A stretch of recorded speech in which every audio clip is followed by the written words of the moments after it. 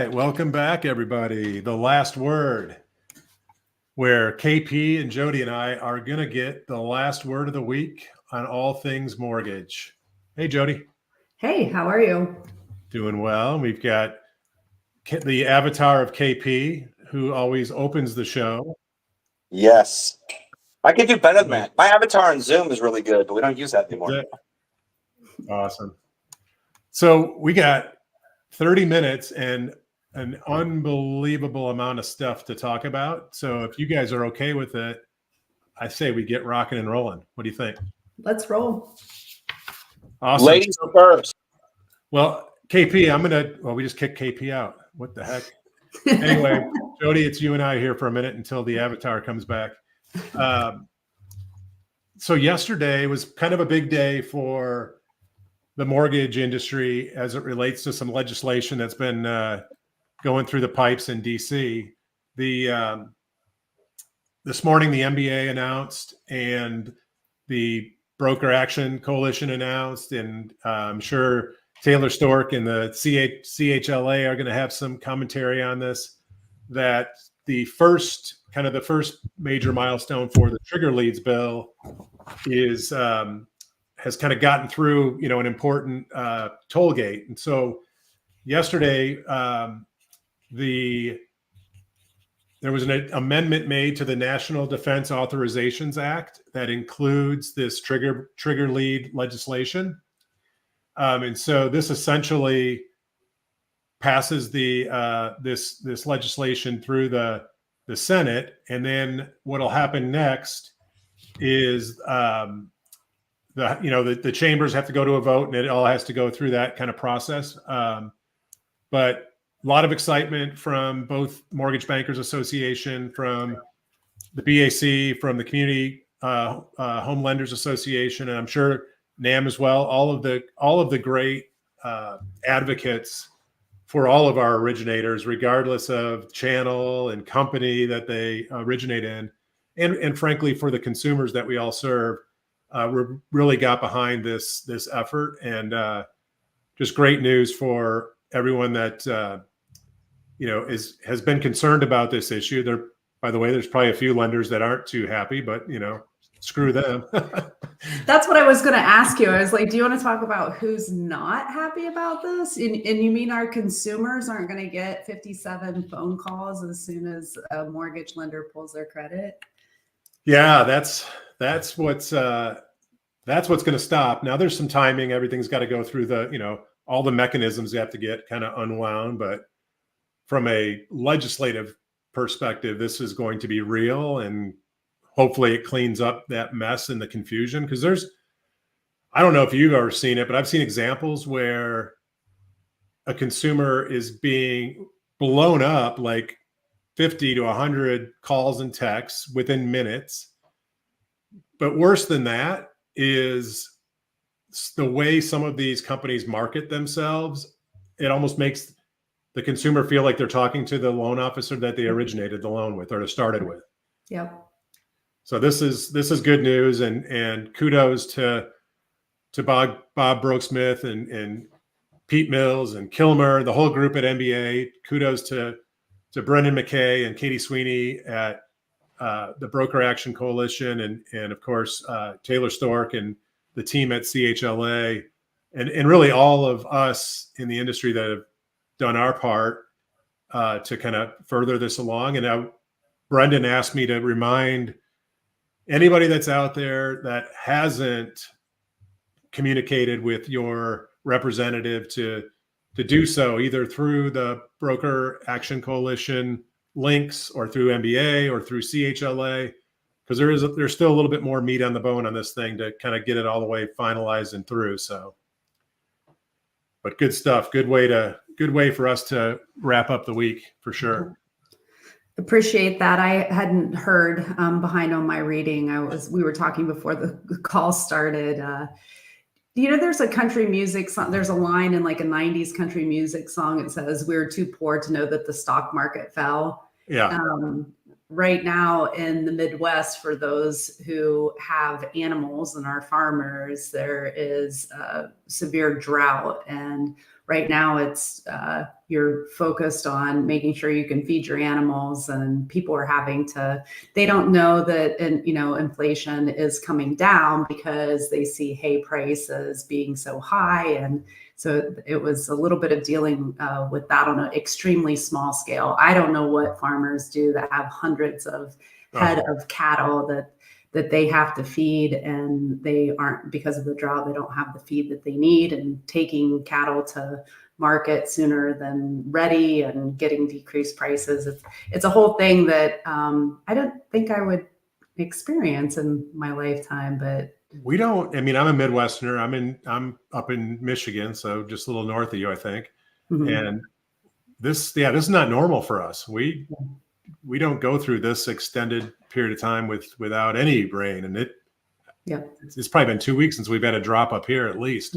Yeah.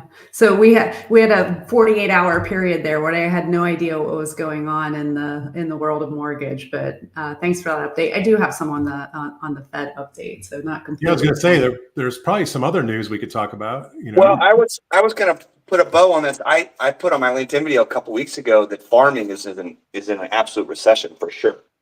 And had it not been for the strength of cattle this year, I mean, it'd be way worse than it is. I mean, beef and cattle is actually kind of holding up the farming industry, but they're having a really tough time. And also, I think about a year ago, I did quote Song of the South by Alabama, which I think is the late 80s. It says, somebody told us Wall Street fell, but we were so poor that we couldn't tell. There, you got it. You got it. So that's one of my favorite songs of all time. So thank you for quoting that one. All right, back to the Fed. Take it away. Before we do that, let me remind our audience that are tuned in here for the last word that we are sponsored this week by Mace Innovations. So our good friend Tom Mace is our show sponsor this week. I think for the last few weeks. Great company, doing awesome stuff. And Tom, we appreciate you supporting the last word. So the Fed, something happened. Yeah, something happened the other day, guys, with the Fed. What's the story? I actually had a question for KP, because we've been explaining for so long to loan officers that and to our home buyers that a rate cut, the Fed's rate cut isn't going. It's already been baked in on the interest rates. But I was curious as to how many conversations KP has had to have in the last 24 hours about why interest rates went up when the Fed's cut rates. Yeah, I haven't had to have that many, thank God, but I know where you're coming from. Well, so I put out my video on Monday night, and I said this is a setup for buy on the rumor, sell on the news, and that's exactly what happened with mortgage interest rates and treasuries. Now, that doesn't mean that we might not see the 10-year come down to a lower leg as the year progresses, but it was expected that there would be a rate cut at this meeting. I think the market's still trying to digest what to think of the 25 versus 50. My take on it is they should have done 25 in July and then 25 here, but they're playing catch up because they wanted to be data dependent and make sure everything was good. So they went 50. They went big on the first meeting, which helped me win a bet from some dude on my LinkedIn audience. I think like earlier in the year, I said a lot of times the first cut is more than 25, and so that was the double down bet. I was off on the timing, but right on the 50 basis point bet. But here's the thing: we're cutting because labor is weakening, and if you look at the GDP per quarter of this country, I think we were like 4.2. 3.6, 3. This projection is 2.5. If you go back a year, I mean, we're slowing down. Now, we're not slow. Anything above 2 is expansion, and anything below 2 is contraction. But I mean, it's slowing, right? Job hiring is slowing. Job openings are slowing. Like half the jobs that are created out there are either government jobs or in healthcare, which is a completely government subsidized industry. So And then when you see the jobs number, if someone's part-time, it gets counted, but we all know part-time is not as good as full-time. So I think the market is going to sniff out here in the coming days that the reason we're cutting is because like there is a threat of recession, right? And so yeah, to answer your question, Jody, I mean, if I just got that, I'd be like, hey, rates are way down. They're the lowest they've been coming down since October. I've been telling you guys since October that rates are getting better, and they're better. And then they're still at a very low point, and I think they'll get lower over the next year. The Fed said they're going to cut 100 basis points total this year and another 100 next year. If you believe the dot plots, which of course are never right, but that's just how they feel right now. And so if the trend is the economy is going to continue to weaken and labor is going to continue to weaken, they may say more than 100 this year and more than 100 next year. And so so the trend is now reversed. We're in a quantitative easing cycle, and the Fed has admitted it, and it's game on for us in the mortgage business, and it's only going to get better. So I had another bet, a different bet than probably you had, KP. I had the over under within the first 30 minutes, how many loan officers would put a post out that would make no sense to consumers about the Fed's decision, and I won. Yep. The over was about 1,000. You're too connected. My last bet on interest rates, I won. It was with John Hill, and there is allegedly still a bottle of Angel's Envy sitting on his desk in Michigan that hasn't quite made it to me over about 18 months. Oh yeah, let's call him out. Yeah, that's it. That's you'll never see that, by the way. Yeah. So just so you know, when bourbon is distilling in a barrel, which by the way, I have a little barrel right here. If you can see this little bad boy here. So when there's a part of it that naturally evaporates out of the barrel that's called the Angel's share. And so this company, when it got trapped and stayed in that barrel and got bottled, they came up with a creative name. They call it the Angel's Envy. So there you go. The more you know. And I hope you get that bottle because it's a really good one. I'll text John right now. You can find it now. There was a shortage of it there for a while, so I can buy my own bourbon. Everybody say hi to Bob. Womp dog in the house. Let's go. Yeah, he says hello, and he says hello to Jody specifically. Interesting. Hi, Bob. No, that's not what he said. Jerk. Yeah, screw you, KP. Look at it right there. No, he said, I'm blessed with 2 of my past lenders on here. Yeah, but he said hi to Jody, not you. Okay, well, Jody's very sweet. I'm not. It's very true. So anything before we close out? I mean, it'll be interesting to see what the next 30 to 60 days brings in terms of the impact to volume. I'm not as close to the firing line certainly as KP is, but what I'm hearing and just anecdotally is there's a little bit of feeling of optimism, more of a feeling of optimism by originators, and that's a good thing really for us and for the consumers they serve. So now we got to just put it into action and into revenue, of course.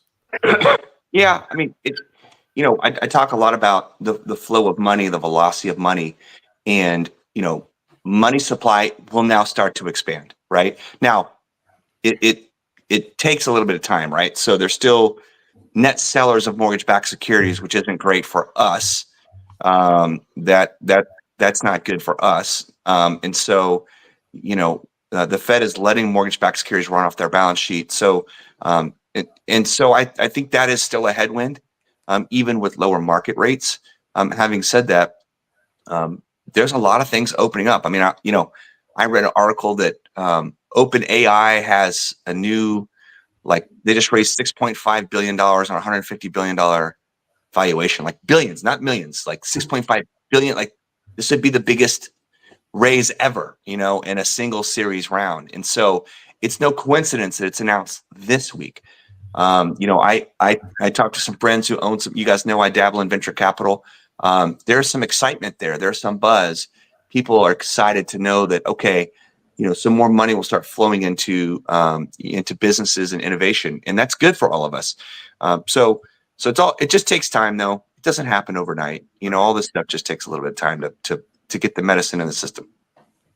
And Yeah. Jody, I think you're really close to this next kind of topic in what you're doing with your business. Just because we got this little shot in the arm from the feds doesn't mean we're, lenders and smaller lenders in particular aren't out of the woods yet. And we're still hearing of a lot of talks around M&A. I think there's a couple, deals probably like very close to being formally announced. I've heard of a couple, I wouldn't call them M&As as much as A's. It seems like there's some undue pressure on some smaller lenders with smaller balance sheets in being impacted by repurchase demands from the GSEs that have triggered some, aqua hires, if you will. Yeah. What are you seeing? What are you hearing? Yeah, same thing. We were talking about this through email, but as we see those companies, those small, mid-sized lenders that don't have servicing portfolios and are, get a little shot in the arm from lower interest rates and getting a mini refi boom to get some cash in their pockets, are going to continue, like you said, to look more towards acquisition and merger. And, that I think will continue with interest rates, even with them going down, and having hope that there will be some money injected for first-time home buyers or for builders for purchase business. They haven't put themselves in a position to be able to sustain for the long-term future. And maybe now is the time that you could get the most out of an acquisition.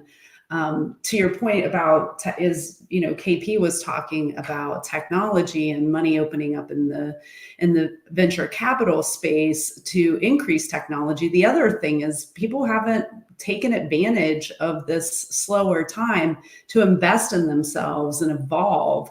And we're the larger lenders who have invested and have figured out how to originate a loan with less expense and without having to go out and hire everyone so that there's a greater profit margin.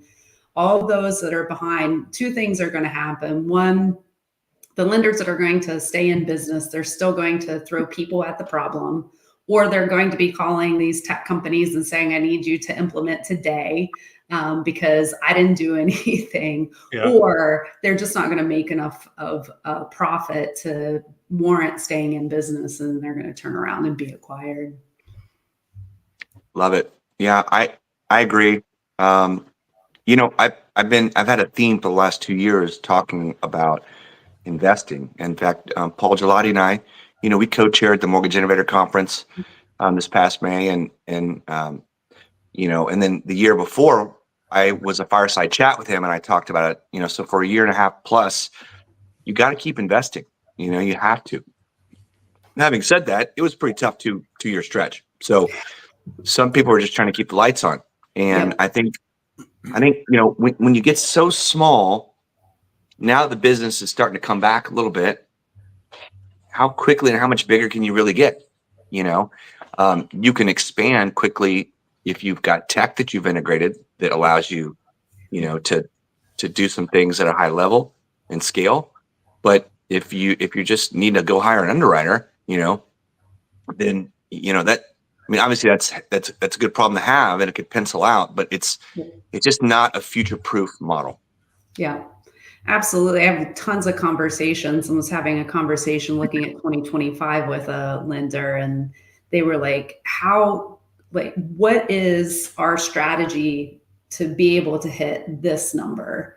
And I'm like, why do you need to be able to hit that number? Is it like an ego thing? Because I would rather you look at not what the volume is, but I would rather you look at your bottom line and how inexpensive can we get the origination process, manufacturing process, so that you can have more profit.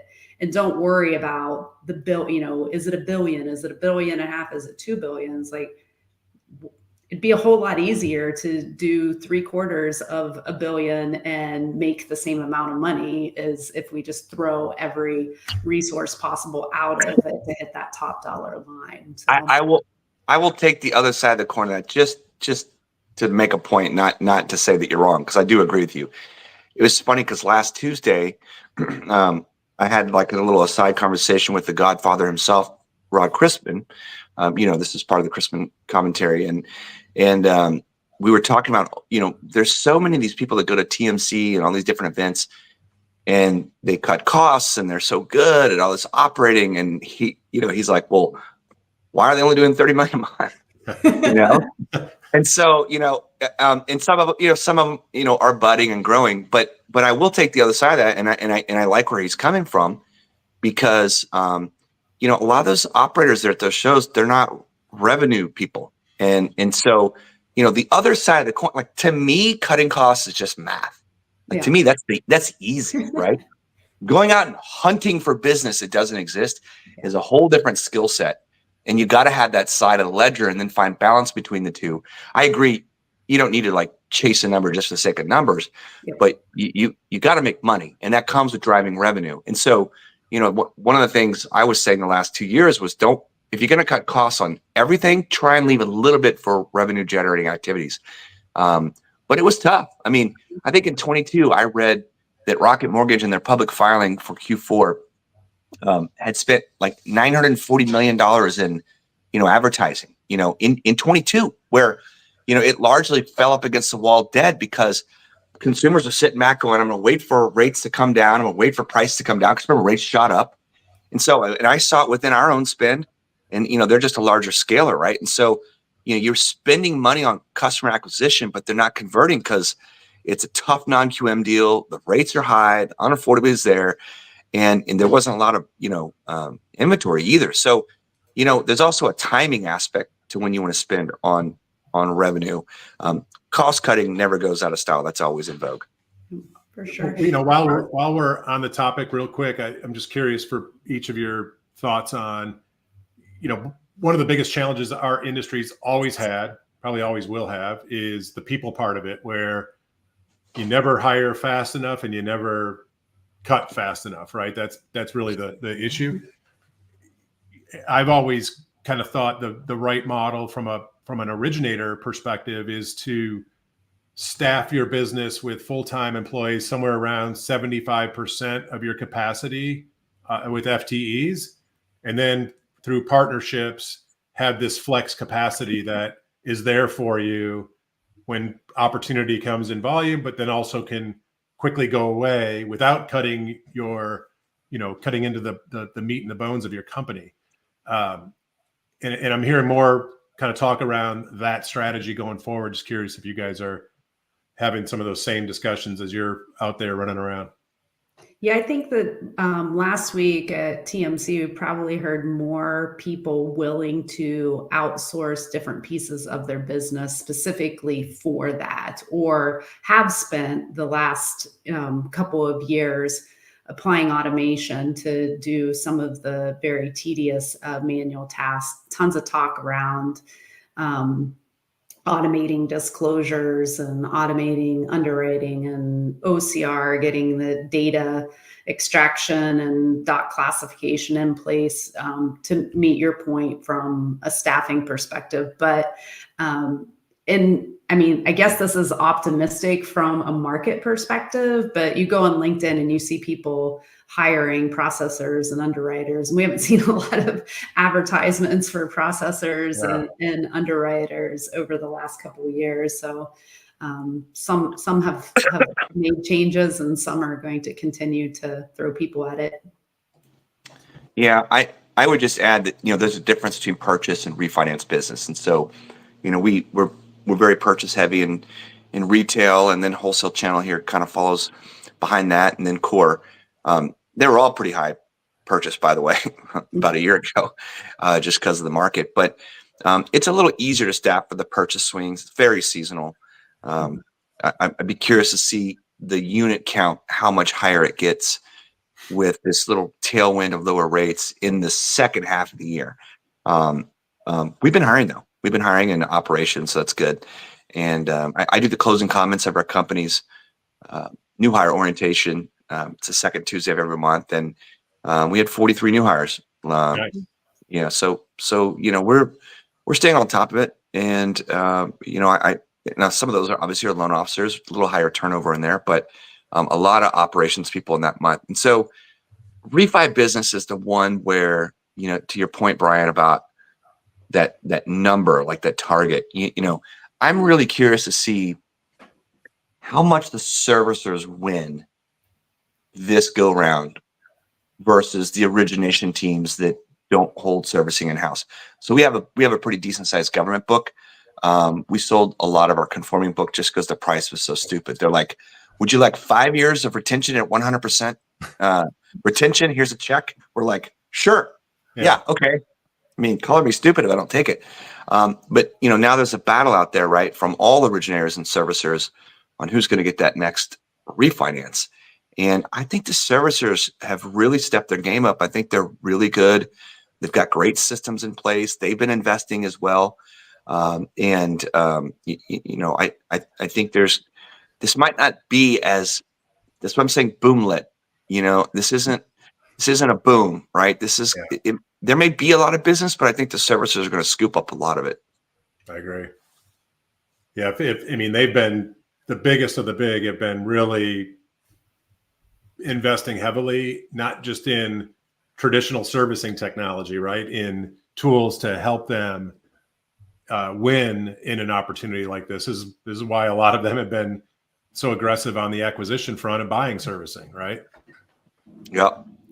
And investing in the tech. I mean, PennyMac's public case against Black Knight, for the MSP, which is the servicing software used for servicing.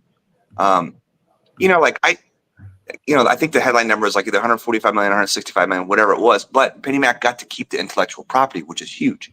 So long term, they're going to win because they have their own servicing software. And by the way, like how you can get sued over creating a servicing software, it's the same thing. It's servicing. Yeah. Like it's the same thing ever. Like collect, remit.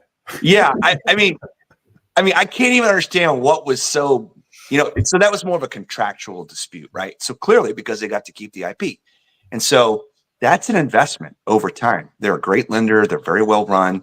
And, I think that keeping their cost structure down by owning that intellectual property is an example at a high level of investment in tech in the last several years. So I think the servicers are going to do great. I think, there'll be a real struggle and battle out there. But look, at the end of the day, the consumer is the one that is right. When they call, when they're ready, when they want, if you're there and you pick up the phone and you deliver value, they're going to do the deal with you. That's it. Yeah. So another piece of news that came out, I guess it hasn't formally come out from the agencies, but some of the large lenders have announced that they're accepting the new higher conforming loan limit of $802,650. Rocket, I think, was officially the first one out. There's PennyMac, I think, is out there. A few others. I was on a LinkedIn thread on the topic, and when I got in the business, the conforming loan limit was like 211,500 or something like that.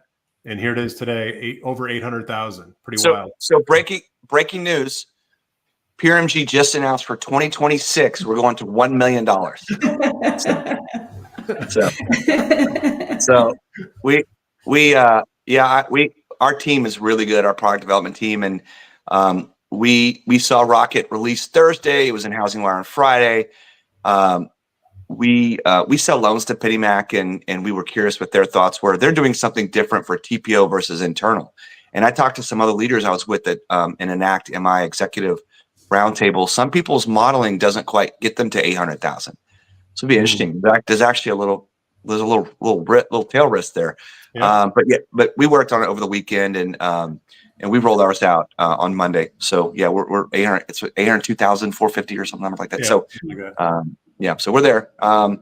It's good. It's good for consumers, but it's a sign that homes are just not affordable. Right. And if that's the conforming limit, And we know that there's less than 4% of all housing stock has a sales price of $300,000 or less. Taxes are going up. Insurance is going up. Thank God rates are coming down. That's the only last breath for home affordability at your, your borrowers that are below the area median income level. So it's going to get tougher. And I've been saying that literally my whole life. I'm studying history in junior high. I look at Europe. There's no middle class. Either you own property or you don't, and you're not going to ever. And so I know we're not there yet as a country. We still can encourage people to move out of the urban centers and get away from, all the convenience of all the live, work, play stuff to own a door. But it's hard to find affordable housing. Yeah, absolutely. So we're getting at the bottom of our half hour, and we don't want our network to get on us here. But Jody, any last words from you before we wrap? You probably got to get back out and work in the Throw farm. some hay or something. No, I think it's very optimistic. It definitely, the tone even of the conversations that we're having are so much more positive than they have been a year ago. It seemed like every time you would get on a podcast, you would be talking doom and gloom and trying to figure out how to spin it to positivity. And now there is some positive movement in the market. So looking forward to continuing the positive train. KP. Yeah, market's ripping. That's a good thing. Again, we don't go up in a straight line either. So, just like we look for rates to maybe take a little pullback, we'll see maybe the stock market take a little pullback at some point. We've got an election. We've got people using walkie-talkies and pagers and blowing up the enemy. Shit. Should I be worried? I guess you guys are on iPhone, so you guys are screwed. I'm on Android. I'm totally good. But it's crazy. You got geopolitical, conflict abound, and so it's going to be choppy. So we're not, we're never out of the clear, and so it's all about having the right mindset. We face adversity every single day in our business, and every business, and in life, and so. But it's nice to have a little tailwind. The seasons are changing. It's the autumnal equinox this weekend, so our day is half and half, and then the days are more dark than they are light. So. Be the light for your team, and thank you again for hosting The Last Word and being our partners up here. Mace Innovation, of course, Jody and Brian. Love that. I'll flash. I got to work on this backdrop. I'm not a trained show producer, clearly, so bear with me. But again, Tom Mace, thank you so much for your support of our show. Thank you to Rob and Robbie Chrisman and the Chrisman commentary for giving us this space to share with you our thoughts on a Friday afternoon. And we'll see everybody back next Friday. See y'all. Cheers, y'all.